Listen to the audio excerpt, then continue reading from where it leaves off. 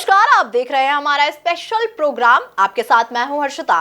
मध्य प्रदेश में चुनावी सरगर्मी बढ़ चुकी है। चुनावी तैयारियों में बीजेपी मशगूल है और कहा जा रहा है कि उसके एक सर्वे के बाद करीब 40 विधायकों की स्थिति कमजोर है। इसके बाद कयास लगाए जा रहे हैं कि बीजेपी अब एमपी में भी गुजरात चुनाव की तर्ज पर टिकट बदल सकती है। तो इसी मुद्दे पर मेरे साथ मेरे सहयोगी सुनील। तो बताइए, क्या बीजेपी एमपी में भी गुजरात फॉर्मूला लागू कर सकती है? जी, मध्य प्रदेश में बीजेपी की पूरी संभावना जताई जा रही है कि गुजरात फॉर्मूला मध्य प्रदेश में भी लागू किया जा सकता है। इसी तरह एक सर्वे सामने आया है जिसमें कि जो बीजेपी के विधायक हैं उनमें से 40 विधायकों की स्थिति कमजोर है और बाकी के जो विधायक हैं उनकी स्थिति हालांकि मजबूत बताई जा रही है वर्तमान परिस्थितियों में।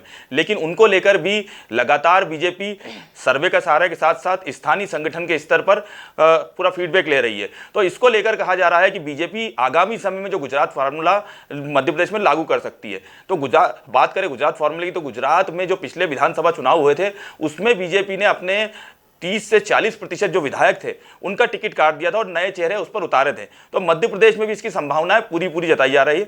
बात करें 2018 के चुनाव की, तो उस समय 165 की जो संख्या थी बीजेपी के विधायकों की, वो घटकर 109 हो गई थी और 114 विधायक कांग्रेस के जीत के आए थे। इसी आधार पर कांग्रेस की सरकार बनी थी। हालांकि बाद की बात करें तो बाद में जो 26 विधायक कांग्रेस के टूट के गए, उसके बाद बीजेपी ने स्थानीय स्तर पर सरकार बना ली। लेकिन वर्तमान परिस्थितियों की बात करें तो वर्तमान परिस्थितियों में फिर से बीजेपी की सरकार है और बीजेपी इसीलिए मध्य प्रदेश में गुजरात फार्मूला लागू कर सकती है, क्योंकि कहा जा रहा है कि उसके जो 40 विधायक है उनकी स्थिति कमजोर है।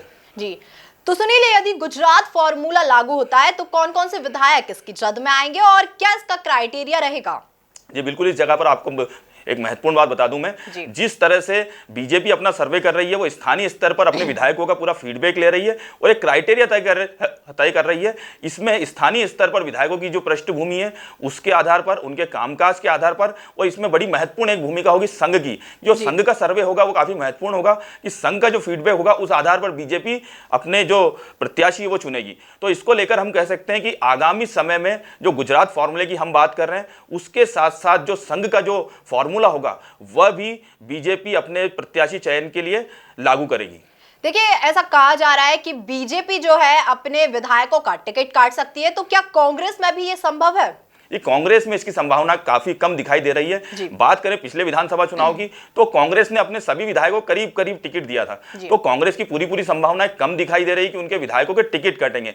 लेकिन कमलनाथ लगातार अपने सर्वे करा रहे हैं। सर्वे रिपोर्ट के आधार पर ही वो कह रहे हैं कि अपने जो प्रत्याशी उनका चयन करेंगे। तो उसके आधार पर हम कह सकते हैं कि कांग्रेस में इसकी संभावना कुछ है, लेकिन उसकी संभावनाएं कम जताई जा रही है कि करीब 40% या 50% जो विधायक हैं उनका टिकट काटा जाए। जी, धन्यवाद सुनील। ऐसे ही तमाम जानकारी से जुड़े रहने के लिए बने रहिए एमपी न्यूज के साथ। एमपी की नब्ज, एमपी का हाल, मध्य प्रदेश की हर खबर एमपी न्यूज टीवी के साथ। लगातार खबरों के लिए सब्सक्राइब करें हमारा YouTube channel MP news TV. Latest updates के लिए बेल आइकन दबाना जरा भी न भूलें।